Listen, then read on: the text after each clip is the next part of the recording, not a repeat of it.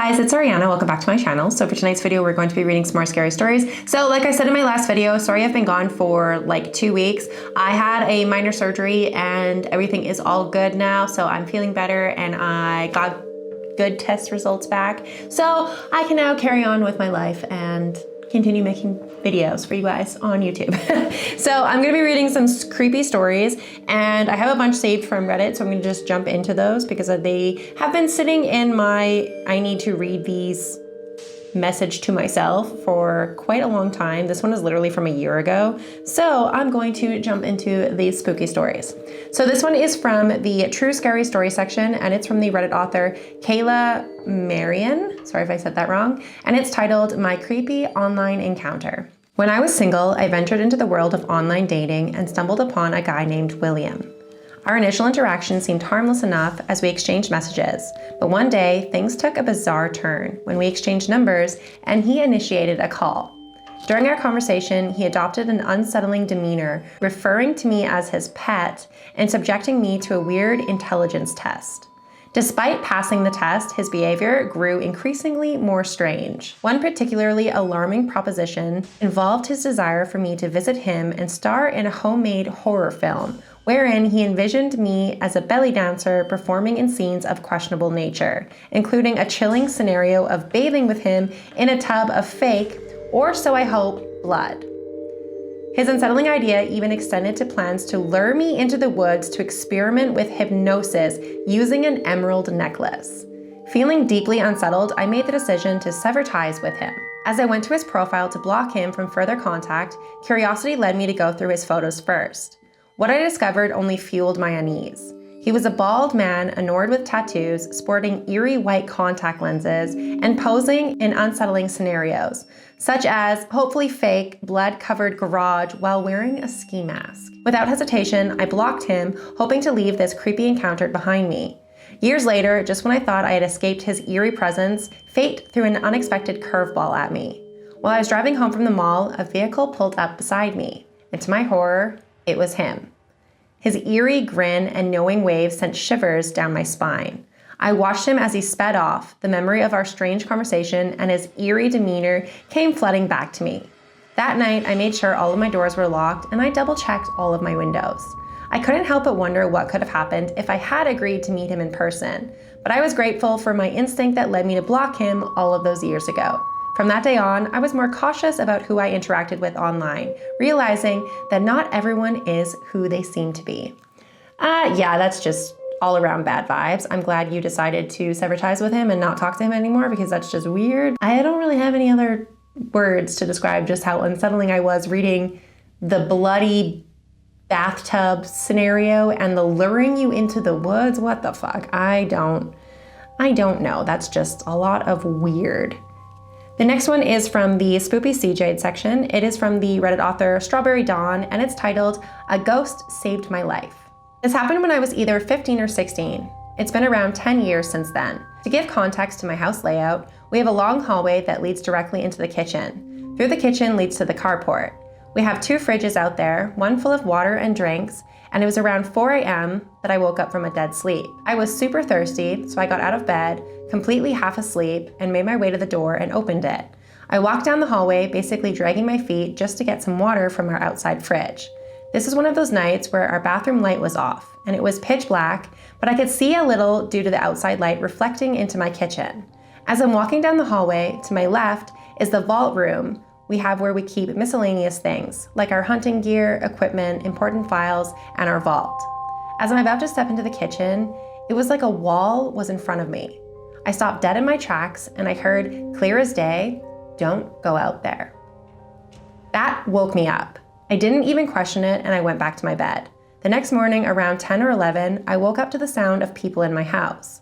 I went out to the kitchen and there stands 5 police officers, my grandmother and my grandfather. I'm puzzled and I walk outside to the carport and I see another person dusting for fingerprints on my grandmother's car. I get water and I pulled my grandmother aside to ask her what the hell is going on. And she looked me in the eyes and said, "Last night, someone came into the carport and stole a gun from my car at 4 in the morning." I was stunned. I literally felt my face flush and go cold. She walked away to talk to the officers, and I went back to my room and sat on my bed in shock. I was replaying the voice in my head over and over again, and I realized our vault is where we keep our important things. One of the most important things we have is my great-grandmother's ashes, her rosary, and a photo of her. I realized then and there it was her. My great-grandmother, who I love and still love with all of my heart, saved my life that night.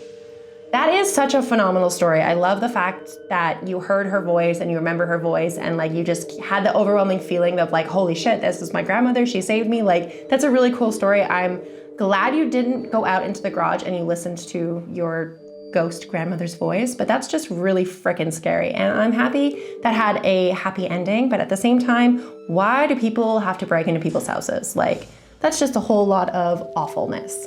The next one that I'm going to read is again from the Spoopy Cjades section, and it's from the Reddit author, Hey, It's Kaylee, and this one's titled, The 2 Hours We Can't Remember. This happened to me and a coworker a few months ago. We were at work, and it still freaks us out when we talk about it.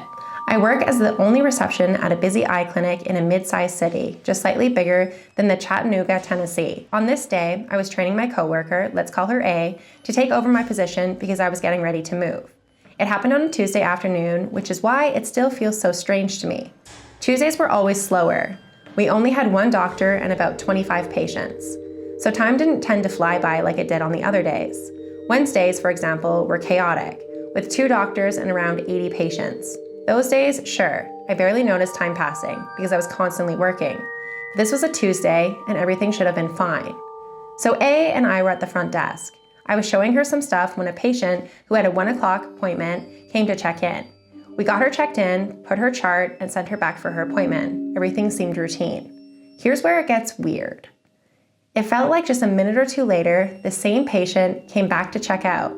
A and I exchanged confused looks. We had literally just checked her in. We hadn't even seen anyone else in or out in the meantime. When I glanced at the clock, it now said 3 p.m. How could 2 hours have passed just like that? Now, I know people might think 2 hours for an eye appointment is unusual, and they'd be right. But for something like light therapy after cataract surgery, this was normal. But the strange part was neither A nor I could remember any of the time passing. When we checked the computer, it had said that we had checked several patients in and out. We had zero memory of it. It felt like those 2 hours just vanished into thin air. We didn't really have time to process it until the patient left. Afterwards, A turned to me and said, there's no way it's almost 3 p.m. It was a minute ago. And that's exactly what I was thinking too. It felt like we had lost 2 hours of our day with no explanation at all. Even now, when I think about it, we still can't figure it out. If it had just happened to me, I might have shrugged it off and assumed I zoned out. But the fact that we both experienced the same thing at the exact same time, that's what freaks me out. How do people lose 2 hours? Yeah, that definitely seems like a glitch in the Matrix because that's just very weird. And I don't really have an explanation for you because I've never actually had anything like that happen, but there is a lot of stories about people saying glitch in the Matrix, just like weird shit happens. And you know what? Maybe the simulation is glitching. The next one that I'm going to read is from the Paranormal Encounter section. It is from the Reddit author Aiden Loves Bacon 69, and it's titled, How to Run In While Stargazing. Have to hydrate. I get so tongue-tied while reading. Hi everyone, I'm shaking and panicking uncontrollably. So this started happening about 4 hours ago, and I finally gotten home, and I want to write what happened while it's still fresh in my memory. To give a complete rundown, I live in Ontario, Canada, close to Toronto. I heard on the news that tonight there would be a chance to see the Northern Lights. This past May, I went and I saw them, and I wanted to take the opportunity to see them again. Last May, I went with a couple buddies, but no one was available this time. The plan was to drive 4 hours to, I cannot say this word, to some park in the middle of the forest, make a campfire, smoke some Marlboros, and drive back after stargazing. I end up driving about 2 hours there before my friend sends me a text showing that there's no real forecast for the Northern Lights tonight. So I decided to go up anyway and stargaze, a hobby of mine. I drive up another hour, and at this point it's around 11 p.m. in the middle of nowhere. No signs of humans other than the road in pitch black. I was on a call with my buddy since it was pretty boring driving up, and I started mentioning how beautiful the stars looked. My buddy then recommended that I pull over and take some pictures.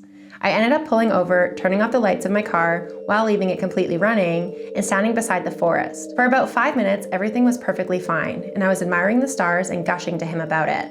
Then all of a sudden, the forest went completely silent. There was literally zero sound other than the wind and the trees. I immediately felt like something was wrong, and I went to grab my flashlight to see if there was a bear or something. I walk a little bit into the woods and I turn on my flashlight. I end up hearing a rustling noise, and I turn around to see this thing standing on its hind legs with bright orange red glow to its eyes. It was about 50 meters away. I start mentioning what I'm seeing to my friend when all of a sudden my signal goes dead. I stare at it for another second and it starts sprinting at me at full speed. I immediately go into fight or flight and I dash to my car, going in and redlining it until I'm doing about 200 kilometers. I'm usually a pretty casual guy and not spooked by much, but I was shaking. I start spam calling everyone and anyone I can until I get a hold of my best friend, and I start crying about what had happened while freaking out. At this point, he just wants to check in to see if I'm okay and whatnot. I start describing to him what I saw. It was a super unnatural looking thing, and it had really scared me. Right around here is when I feel all the muscles in my body start becoming sore and cramping up. It turned out, when I had initially dashed to my car, I basically output all the force I could to get away. I'm an ex-rugby player, powerlifter, so my instincts were forcibly making me get out as fast as humanly possible. After about 30 seconds of saying the name, I'm assuming SW, I see the same figure on the side of the road following me with its head and glowing eyes. I proceed to hyperventilate and freak out more until he calms me down and tells me to get the fuck out of there. I started looking for a way to make a U-turn but couldn't find anything. And at this point, I drive another 15 minutes before I can find somewhere to turn without stopping. I start to slow down and I turn before I hear this ear-splitting scream come from my window before I gun it back the direction I came. I start freaking out more, telling my friend as everything was happening before I started getting a sinking feeling in my stomach that something was now watching me. I start to look over all of the empty roads and I don't see anything, when all of a sudden my signal goes out again and I hear the scream and I see a humanoid body in the fetal position on the side of the road. Then I see its head look up, stare at me directly, and I gun it again, and I get the goosebumps and sinking feeling to stop.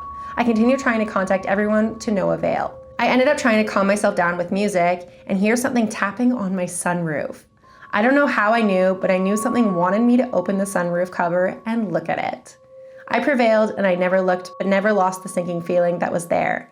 I would hear the tapping sound on and off, rhythmically, kind of like drums, for about an hour, until I reached a small town. At this point, I've gotten a hold of my friend, and I'm just trying to get back as fast as possible. After about an hour of paranoia, I stop freaking out, and I drive as fast as possible to get home, but I can't shake the feeling that they're still on me.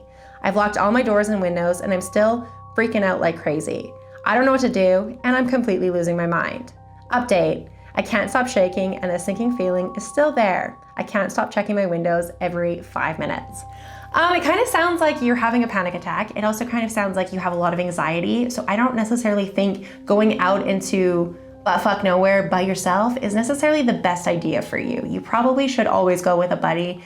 You shouldn't just rely on your phone, just considering how spotty it can be out in the country. Because like you said, you were like an hour and a half or so out in buttfuck nowhere and your cell phone keeps dropping. Definitely not a good idea to continue to go out there by yourself, especially if you're gonna have that initial reaction of like crying, screaming, paranoia, freaking out. I definitely wouldn't go alone.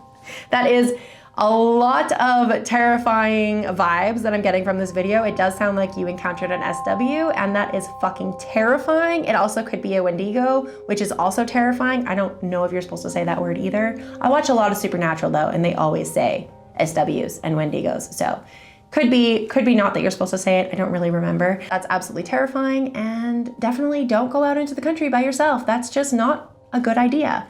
But this is where I'm gonna end the video because we are already at the 16-minute mark and I need to edit this and upload it for you guys. So I do have a candle burning. I forgot to show you guys at the start of the video to make my whole room smell like peach Bellini and just get the cozy, fun, spooky vibe in here. So if you guys did make it to the end of the video, just leave me either a tree or an animal in my comment section down below. It does help me boost my video on the algorithm, and it really does just help promote my channel in general. So if you guys did enjoy this video, please make sure to like it. Please make sure to subscribe if you're not already subscribed to my spooky family. And if you want to send me any of your guys' personalized scary stories, I would love to read your guys' own stories as well. I don't really have any submissions from you guys anymore. So if you guys would love me to read your personal personalized stories, please feel free to either reach out over Instagram or over my email, and I would love to read your guys' stories if they are written in a way that I can read them and it makes sense, and if they are appropriate for my channel. Because if you guys mention like drugs and a lot of things that aren't YouTube friendly, I can't always read those stories. So if you have sent me a story in the past and I haven't gotten to it, it's likely because it's either not appropriate for the channel, or I didn't get it for some reason, or the way that it's written doesn't make sense in my head. So if you've ever sent me a story and I haven't read it, please feel free to reach out to me again, and I will definitely go over it either again to see what was wrong with it, or I'll go over it with you in general and we can make it work. But I would love to read you guys' personalized stories, so please feel free to reach out, and I will see you guys at the next video. Bye.